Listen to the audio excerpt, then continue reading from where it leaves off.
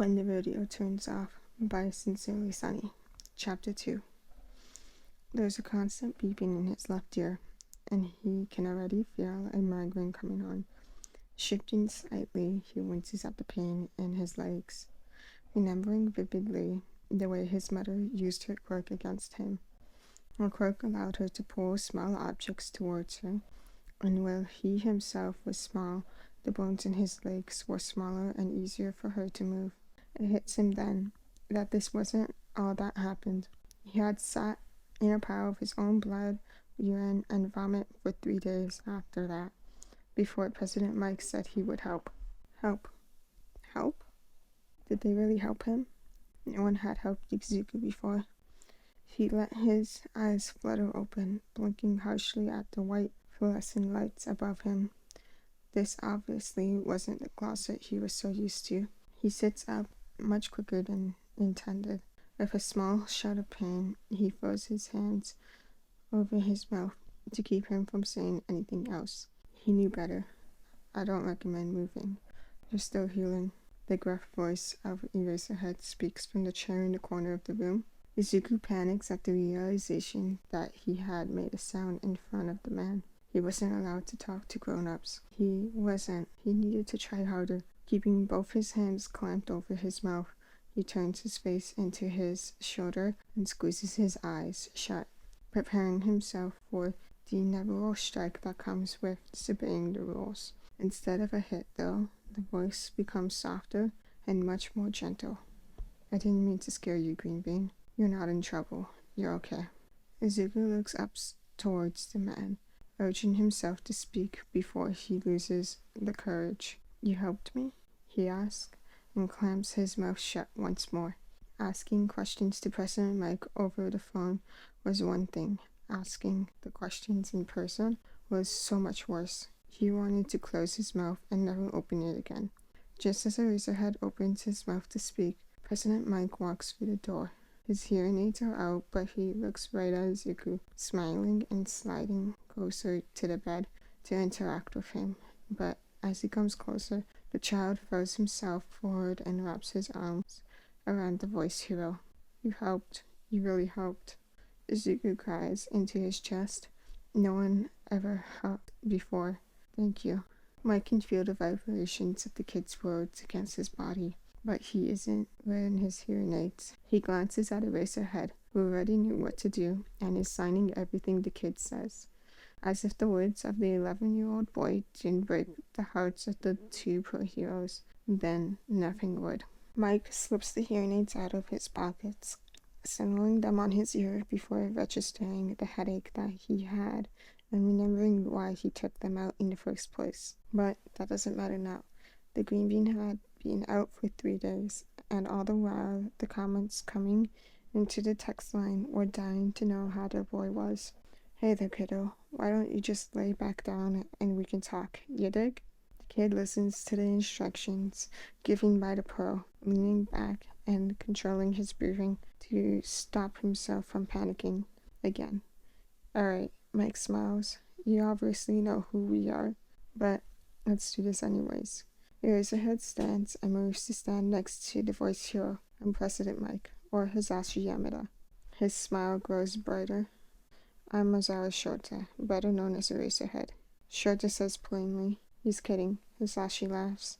No one knows who he is. Shota looks as if he's going to kick the man standing beside him, but he doesn't as the kid bursts into laughter. Real, genuine laughter, unlike any they've ever heard on the phone before. His laughter dies down, but both heroes continue to grin at him. So, listener, do we get a name for you today? The kid freezes, and Hisashi mentally curses himself, knowing he should have gone about that a different way. No, I'm sorry. That's okay, Green Bean. Don't sweat it. Mike assures him. Take all the time you need. Shota gives him a look, and he sighs. Okay, so here's the thing, kiddo. We need to locate your mom. We can't do that without your help. Just a family name would be great, but we can take time. He relaxes slightly, but not much. The nurse asks us to call her when you wake up, so sit tight and you two can talk while I go get her. Shota gives a small smile and turns for the door. The voice hero watches the kid silently as he rubs his palms together. "You're right there, Green Bean?" he asks carefully. The greenhead pauses, clicking his tongue twice and jerking his head to the right. "Yeah, sorry." His eyes widen a few times before he scrunches his nose and looks at the hero. "I didn't think you would really help me," he admits. "I promised that I would."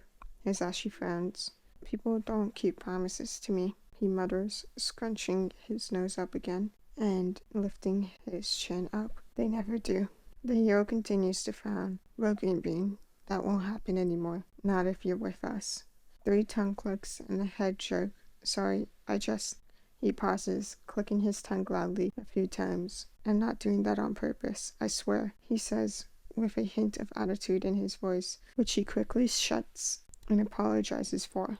Hisashi wants to tell him that it's alright, wants to tell him that he's safe now, wants to ask if he's ever been diagnosed with a tic disorder, but instead he smiles simply as the door swings back open and the doctor barges in. "You Green Bean!" they exclaim excitedly.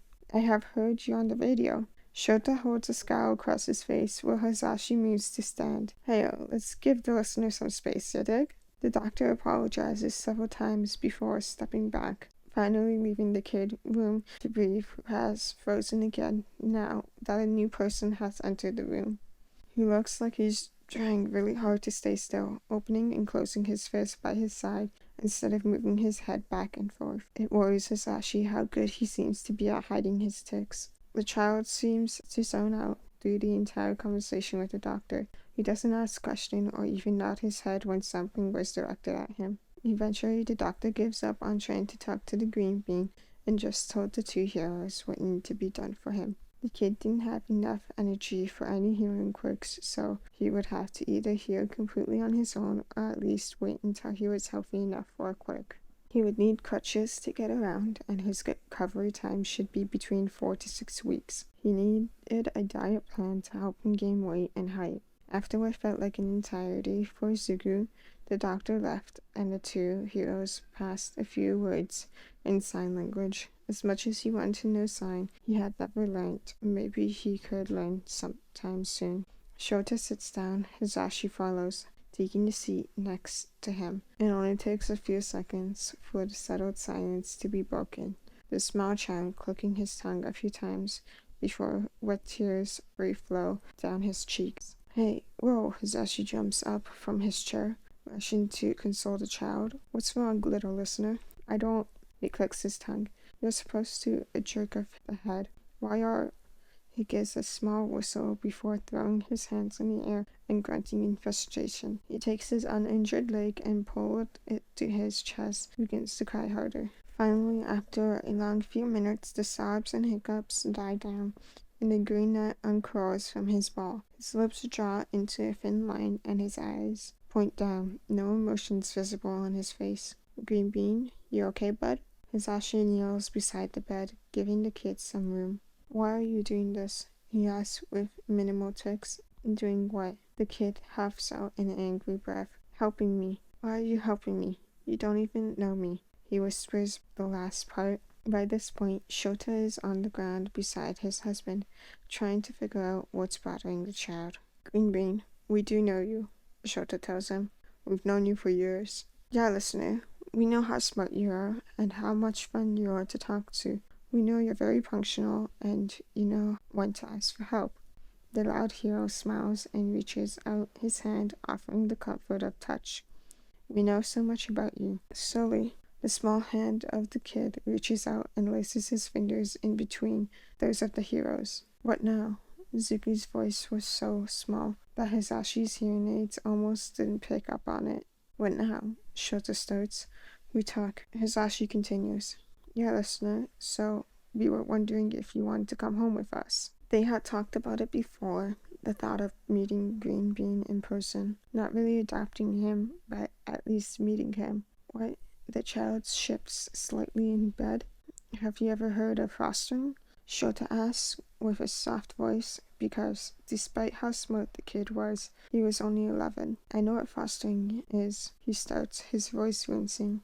But you don't even know me." "Well, I know you do, but I won't even tell you who I am. You can't foster me. It won't legally work. Hisashi senses has been a look at the knowledge the child knows, but doesn't waver. Well, you're right. We don't know your name, but that doesn't mean it's impossible. It just means it will take time. Shota finishes. And if it's something you want, Green Bean, Hisashi gives the kid's hand a small squeeze, then it's something we can start on right now.